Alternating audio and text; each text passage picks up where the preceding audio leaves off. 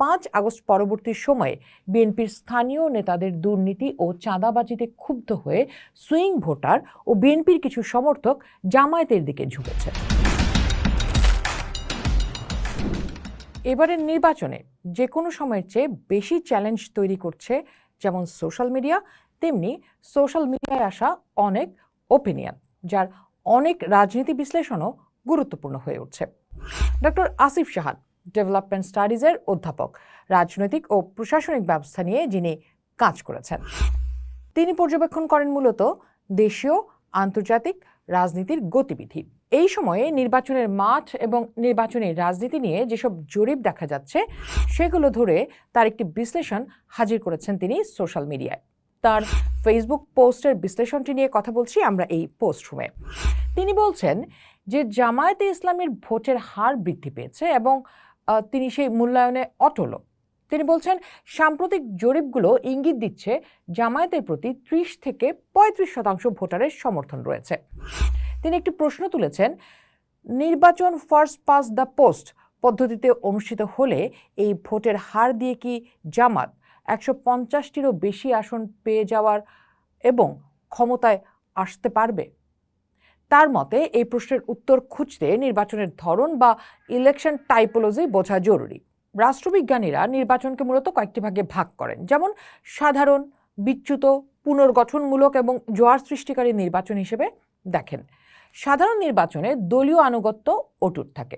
বিচ্যুত নির্বাচনে ক্ষোভের কারণে সাময়িক দলবদল ঘটে, যা পরে ঠিক হয়ে যায়। পুনর্গঠনমূলক নির্বাচনে ভোটারদের স্থায়ী পরিবর্তন ঘটে। আর ওয়েভ বা জোয়ার সৃষ্টিকারী নির্বাচনে জাতীয় মেজাজ বা ন্যাশনাল মুড কোনো এক দলের পক্ষে একচেটিয়া রায় দেয়। তার পর্যবেক্ষণ ও মাঠ পর্যায়ের গবেষণা বলছে বর্তমান নির্বাচনটি কোনো পুনর্গঠনমূলক নির্বাচন নয়। ভোটারদের মধ্যে বড় কোনো স্থায়ী আদর্শিক পরিবর্তন ঘটেনি। যারা দল পাল্টাচ্ছেন তারা মূলত হতাশা ও ক্ষোভ থেকে এটি করছেন। তার মতে এই নির্বাচনটি সাধারণ এবং বিচ্যুত নির্বাচনের একটি সংমিশ্রণ। কেন তিনি এই কথাটি বলছেন?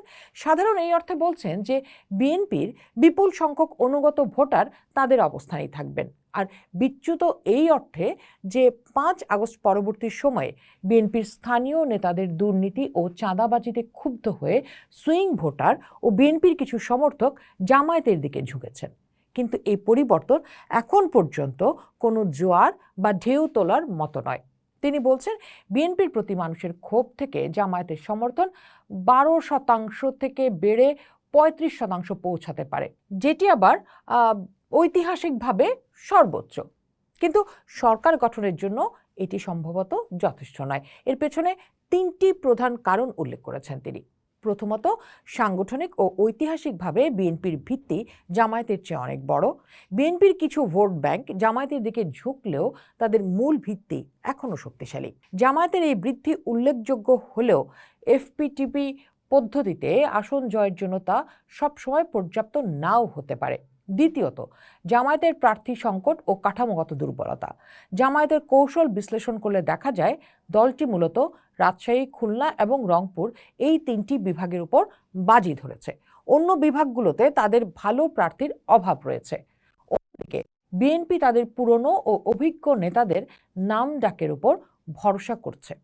জামাত সৎ ও নতুন নেতা স্লোগান দিয়ে এগুলোও অপরিচিত প্রার্থীদের নিয়ে বিএনপির সুপরিচিত পুরনো নেতাদের হারানো কঠিন বটে। বিএনপির এই পুরনো নেতারা গণহারে দল ত্যাগ ঠেকাতে বা দোদুল্যমান ভোটারদের ধরে রাখতে সক্ষম হয়েছেন। যেখানে বিএনপির পুরনো নেতা জামায়াতের অপরিচিত মুখের মুখোমুখি হচ্ছেন, সেখানে বিএনপি সুবিধাজনক অবস্থানে থাকছে। তৃতীয়ত, ভোটারদের যৌক্তিক আচরণ। শহরের শিক্ষিত ভোটারের কাছে সৎ শাসকের ধারণাটি পরিবর্তন হিসেবে গ্রহণযোগ্য মনে হতে পারে, কিন্তু একজন গ্রামীণ ভোটার জানেন যে সততা সবসময় তাকে নিরাপত্তা বা সুযোগ সুবিধার নিশ্চয়তা দেয় না। গ্রামীণ ভোটাররা বিদ্যমান সামাজিক নেটওয়ার্কের উপর নির্ভরশীল। তারা জানেন একজন এমপি কিভাবে তাকে সাহায্য করতে পারেন। তাই অনিশ্চিত সৎ প্রার্থীর চেয়ে পরিচিত মন্দ বা চেনা নেতাকেই বেছে নেওয়া তাদের জন্য বেশি নিরাপদ মনে হয়। ভোটাররা বিএনপির কর্মকাণ্ডে ক্ষুব্ধ হলেও বিকল্প হিসেবে জামায়াতের প্রার্থীর সক্ষমতা নিয়ে নিশ্চিত হতে না পেরে দ্বিধায় ভুগছেন এবং শেষ পর্যন্ত চেনা পথেই হাঁটছেন। আসিফ জাহান মনে করেন এই সমীকরণে কিং মেকার হিসেবে আবির্ভূত হতে যাচ্ছেন আওয়ামী লীগের ভোটাররা। বিআইজিডি ও ইনোভেশনের জরিপ বিশ্লেষণ করে অনুমান করেছেন তিনি, এখনো অন্তত 20 থেকে 25% আওয়ামী ভোটার রয়েছেন।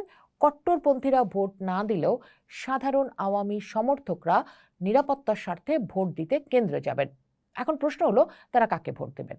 মাঠ পর্যায়ের তথ্য বলছে এই ভোটাররা মূলত বিএনপির দিকে ঝুঁকছেন। এর কারণ আদর্শিক নয়, তারা মনে করছেন বিএনপি সরকার গঠন করতে যাচ্ছে এবং ভবিষ্যতে টিকে থাকার জন্য স্থানীয় এমপির সহায়তা প্রয়োজন। তারা বিজয়ীর সাথে থাকতে চান, তবে যেসব এলাকায় বিএনপির হাতে তারা বেশি নির্যাতিত হয়েছেন সেখানে তারা ভোটদান থেকে বিরত থাকতে পারেন অথবা জামায়াতকে বেছে নিতে পারেন। এবং একটি তীব্র প্রতিদ্বন্দ্বিতামূলক নির্বাচনে 10% ভোটের এদিক সেদিক ফলাফল পাল্টে দিতে পারে। সেখানে 20 থেকে 25% ভোট বিশাল প্রভাব ফেলবে। তবে যেসব এলাকায় বিএনপির হাতে তারা বেশি নির্যাতিত হয়েছেন সেখানে তারা ভোটদান থেকে বিরত থাকতে পারেন অথবা জামায়াতকে বেছে নিতে পারেন।